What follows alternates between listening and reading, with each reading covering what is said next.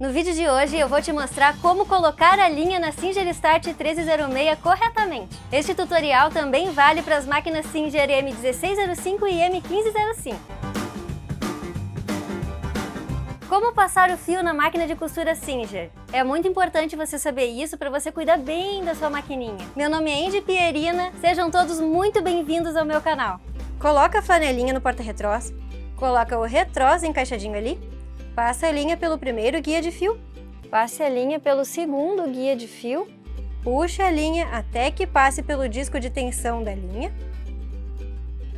suba novamente para passar pelo estica-fio na sua altura máxima.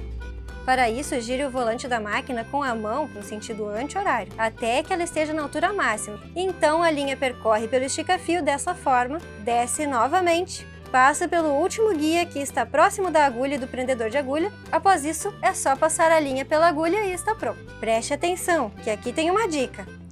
Para ter mais espaço para passar o fio, abaixe a alavanca da sapatilha. E para agilizar o trabalho de passar a linha pela agulha, segure um papelzinho atrás da agulha. A linha deve ser passada com a sua ponta direcionada de frente para a agulha, ou seja, de costas para você.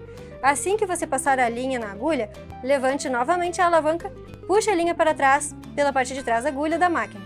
E agora você pode puxar o fio até ter uma sobra mais ou menos assim. Faça isso com cuidado. Este vídeo aqui faz parte de um completão, um guia definitivo de como usar e como manusear a sua Singer Start 1306. É um vídeo bem grande, então só clica quando você estiver realmente preparada para ver e aprender tudo sobre a máquina. Se você quer comprar uma máquina de costura, eu deixei o link separadinho aqui embaixo na descrição. Qualquer dúvida me chama no Instagram, @AndyPierina. Muito obrigada e até o próximo vídeo! Ah, eu criei um canal no Telegram e lá eu vou colocar tudo que eu descobrir no mundo da costura. Vocês estão convidadas!